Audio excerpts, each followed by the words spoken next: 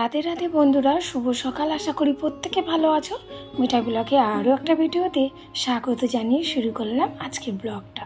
আশা করি ভালো লাগবে।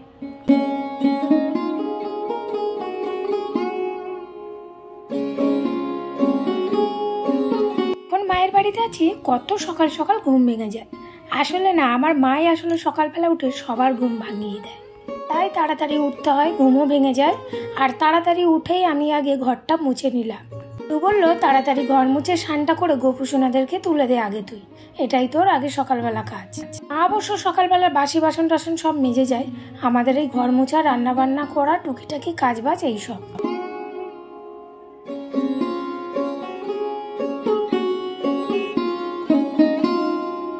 ঘরদোর ভালো করে মুছে পরিষ্কার করে স্নান করে একবার চেঞ্জ হয়ে আমি গোপুসোনাদের কাছে চলে এসেছি ঘুম ভাঙাতে। আর ও একটু নিচেই আছে, তো সেই জন্য তুলতে একটু অসুবিধা হচ্ছে। আসলে ও তো সবে সবে এসছে, বুঝতে পারছি না যে ওকে কীভাবে করলে ওর কীভাবে সুবিধা হবে। আর নিচেই আছে, ওই জন্য একটু সমস্যা হচ্ছে প্রথম। আস্তে আস্তে অবশ্য সব ঠিক হয়ে যাবে। সমস্যা বলতে মানে ভয় লাগছে যে ওর যদি কোথাও লেগে যায়, ও তো একটু হেলদি, সেই জন্য।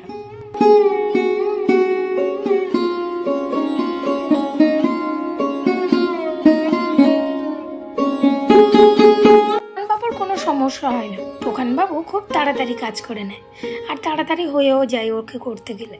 শুধু আমাদের এই বড় বাবুকে একটু সমস্যা হয়, ও অবশ্য সবে সবে এসছে, তো ওই জন্য। আর আমাদের টুকান বাবুর নাম কেন টুকান বাবু, চলো একটু বলে নিই। আমাদের টুকান বাবুর দাদা মানে তার ভাইয়ের নাম হচ্ছে বুকান, সেই জন্য আমার ভাই নাম দিয়েছে বুকানের ভাই টুকান, সেই জন্য আমরা ওকে টুকান বলে ডাকি।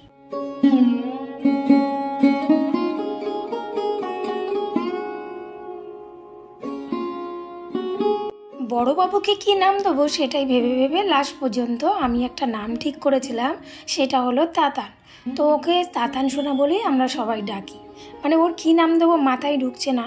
এবার যেসব নামগুলো ওরা বলছে আদার্স আর অন্য অন্য গোপুসোনাদের সেই নামগুলো আছে, সেই জন্য ভাবলাম আমি একটু বড়বাবুকে একটু অন্যরকম নাম দিই, তাতান বাবু। তো ওকে আমরা এবার থেকে তাতান সোনা কিংবা তাতান বাবু বলেই ডাকবো।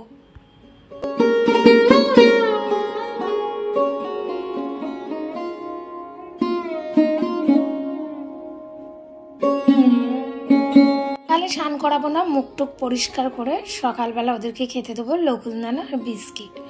আর ওদেরকে আমি একটু বেলাই স্নান করাবো, কারণ বাচ্চা মানুষ তো, এত সকালবেলা স্নান করালে ঠান্ডা লেগে যাবে। এখন প্রায় 7:30-8টা বাজে, তাহলে অনেকটাই সকাল, সেই জন্য একটু দেরি করে স্নান করাবো। আর এই চকলেটগুলো হাতে দিয়ে রাখলাম, দুপুরবেলা ওদেরকে ছিঁড়ে দেবো। এখন অবশ্যই একটু নিয়ে বসে থাক।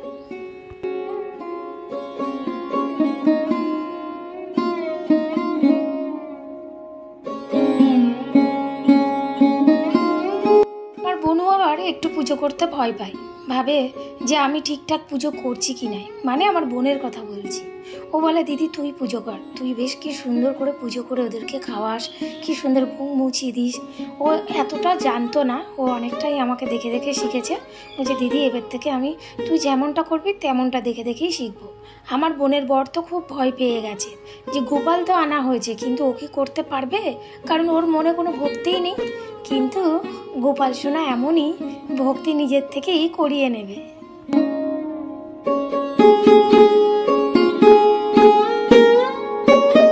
সবাই এই নিয়ে বলে বলেই ওর একটু রাগ হয়, রাগ হওয়ারই কথা। যদি কেউ ভালো বলে তো ভালো লাগে, যদি কেউ খারাপ বলে তো খারাপ লাগবেই। তো যাই হোক, ওকে বললাম, মানে সবাইকে বললাম ওকে আর বলো না, আস্তে আস্তে শিখে যাবে। আসলে ও তো সেই ভেগে করেনি, বেশিরভাগটাই আমি আমার ভাই করতাম। ব্যাস, ওদেরকে টিফিন খাওয়ানো হয়ে গেছে, এবার একটু আরতি করে নেব।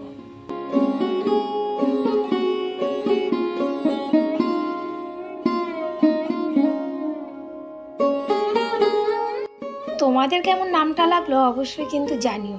তাতার নামটা ঠিক আছে নাকি অন্য কিছু দেবো? আমি অন্য কিছু ভেবেছিলাম, কিন্তু অন্য কোনো নাম আরও অন্য অন্য গোপালের আছে, সেই জন্য আমি আর দিলাম না। আর আমার মায়ের ওই যে পুচকু পুচকু শোনা চূর্ণমূর্ণ গোপালগুলো ওই যে নিচে বসে আছে, ওরা কিন্তু খুব সুন্দর, খুব কিউট আর খুব ভালো।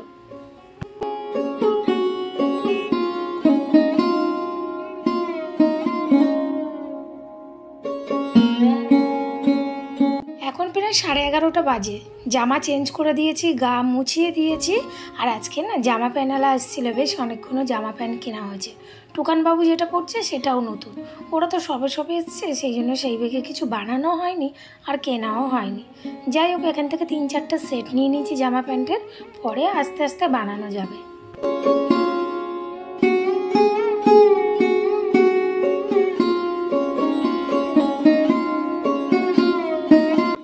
বাবুকে ওই জামাটা কিন্তু খুব সুন্দর ফিটিংস হয়েছে, তাই না? দেখতে কিন্তু খুব ভালো লাগছে। আনন্দ হতে আমি তো জামাগুলো পরে নিলাম, গা মুছাচ্ছি পরে, কি আর করা যাবে। যাই হোক, আমি ভাবছিলাম হবে না, কিন্তু ঠিকঠাক একদম পারফেক্ট হয়েছে ওর জামাটা।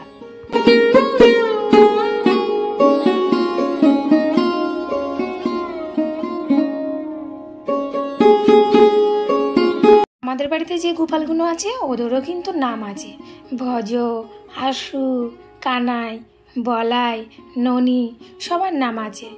আর একজনও আছে আমার বোনের বাড়িতে, সে একটু মাটির, তাকে আনা সম্ভব নয়, সেই জন্য ওখানে গিয়ে ওকে খেতে দিতে হয়। আর এই যে টোকানবাবুর প্যান্টটাও পরিয়ে দিলাম। আর বোনের বাড়িতে যে গোপালটা আছে সেই গোপালটার নাম হচ্ছে নাড়ু। আর আমার গোপালটা যেটা বাড়িতে আছে তার নাম লাড্ডু সন্দেশ। তো ভাবছিলাম একটু ওদের নাম মিলিয়ে রাখবো। কেউ কেউ বলছিল মিঠি রাখ, আমি বললাম না, মিঠি তো মেয়েদের নাম হয়, কিন্তু তাতানটাই ঠিক আছে। সবাইকে এবার চন্দন পরিয়ে দেবো।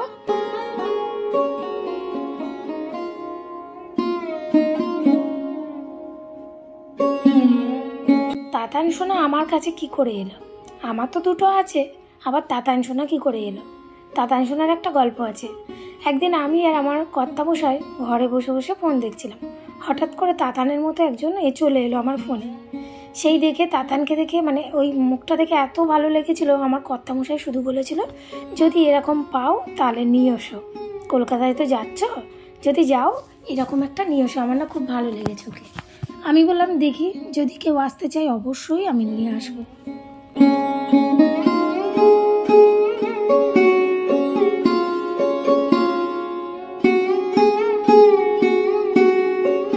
একজনের ভিডিও দেখতাম, আর সে গোপালকে নিয়ে ব্লগ করতো, মানে গোপাল কেনা বেচে এরকম।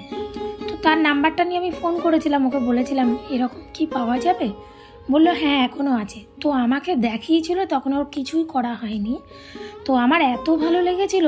আর ওরা এসছে একদম পুরো মানে বৃন্দাবন থেকে, আসল যে বৃন্দাবন ওখান থেকে গোপালগুলো আসে।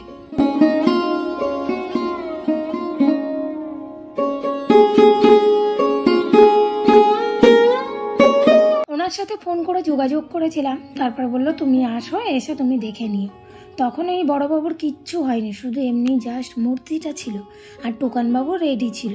তো টোকানবাবুকে নিয়ে এসেছিলাম, বড়বাবুর টাকাটা কিছুটা বায়না দিয়ে এসেছিলাম, বলেছিলাম ওর সব রেডি হলে অঙ্গরাগ, তারপরে ফোন করো, বাদবাকি পেমেন্ট করে বড়বাবুকে নিয়ে যাব। কিন্তু বড়বাবুর তর্স হইল না, বড়বাবু আমায় 3 রাত ঘুমাতে দেয়নি। মানে আমাকে বারবার স্বপ্ন দেখাচ্ছে, আমাকে যেন ও আমার বুকের ওপর বসে আছে, আমার পেটের ওপর বসে আছে।